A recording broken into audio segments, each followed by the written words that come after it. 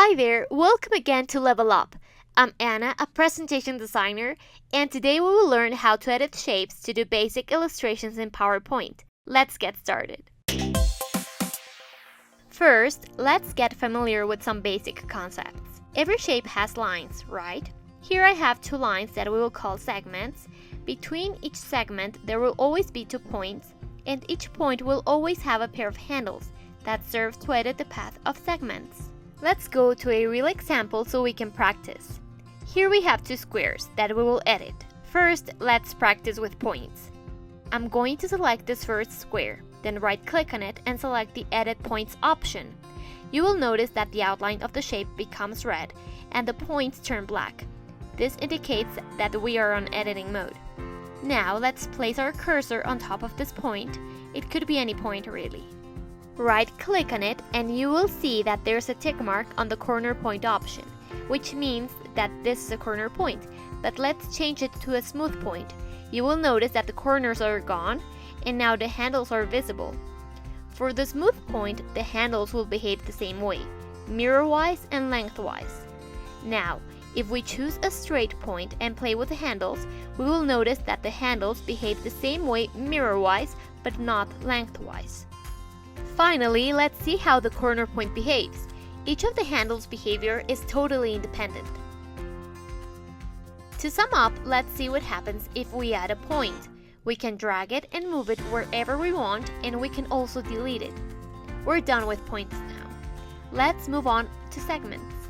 Just as we did before, we're going to select the square, right-click on it and select the Edit Points option. Place a cursor on top of any segment and right-click on it. Let's turn this segment into a curved one. If I drag any segment to any place, PowerPoint will automatically add another point, see? And if we open the path of the shape, part of the red outline will disappear, but if we close it again, it will all turn red, indicating that it is closed. We can also turn a curved segment into a straight one and move points to get any shape we want.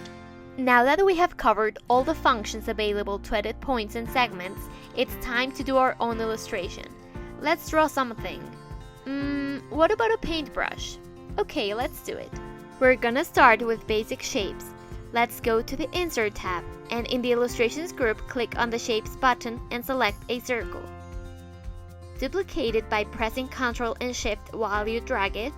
Select the one on the right and enter the editing mode, like we just learned. Now drag this point to the right and the opposite one to the left, until you get a shape of a paintbrush handle. Click outside of the shape to exit the edit mode, and then make it a bit thinner. Awesome. Now it's time to make the bristles. This is the name given to the hair of paintbrushes. Select the other circle, right-click on it, and select the Edit Points option. Drag the point on the left-hand side farther to the left, and move this handle to the right and downwards until you get a shape like this. It looks kind of like a water drop. Great. Now duplicate this shape, make it smaller, place it next to the original one, and rotate it a tad to the right. To do it with more precision, press Ctrl while you rotate, and place it just here. We're doing a great job. The remaining part of our paintbrush will be the metal bit that joins the handle and the bristles, called ferrule. To illustrate this, go to the Insert tab and draw a rectangle between the bristles and the handle, and duplicate another one underneath. The one on the bottom should be slimmer than the one on top, like this. Now that we have the basic shapes, we will play with them to make our illustration a bit more interesting. For this, duplicate another 2 rectangles from the ones we have. Extend this one, cutting the handle vertically. You can select No Fill to see the other shape underneath. And extend the other rectangle as well, but cutting the handle horizontally in equal parts. Now select the handle of the paintbrush as well as the larger rectangle. Go to the Shapes group, click on the Merge button and select the Fragment option. Now we have 3 different shapes. Delete this one, we don't need it. And repeat the process. First, select the handle, then the other rectangle. Go to the Shapes group, click on the Merge button and select the Fragment option. We actually have a great video on our YouTube channel on the merge shapes function. Just FYI if you're interested in learning more about it. We're almost there. Time to move on with the bristles. Select the bigger shape and duplicate it twice. Zoom in a little bit and paint both shapes in different colors. This is only to distinguish them. Make the one on top slightly bigger than the other one and rotate it a little bit to the left, while overlapping it with the shape on the bottom, until we get a sort of moon-like shape, just like this. This is the shape we need.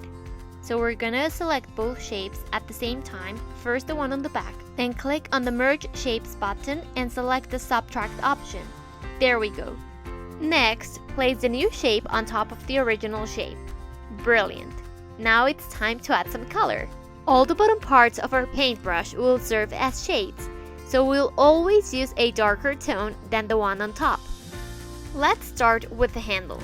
I'm gonna apply this gray-blue color and on the bottom a darker tone. Now for the ferrule, since it's normally made of metal, I think a light gray is a good choice.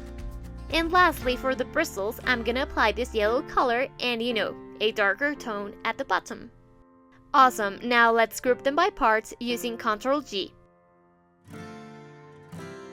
Select all and in the Format tab, in the Arrange group, click on the Align button and select Align to Middle. Next, let's put all the pieces together. Bring this rectangle to the back using the Send Backward button and clicking Send to Back. Finally, last step of all, just select all shapes, click on the Shape Outline button and select No Outline. And illustration done. Brilliant, well done all of you. That was all. Thank you so much for watching. You've passed PowerPoint Illustrations 101. Congrats! Don't forget to stay tuned for more and give a thumbs up to this video of Level Up.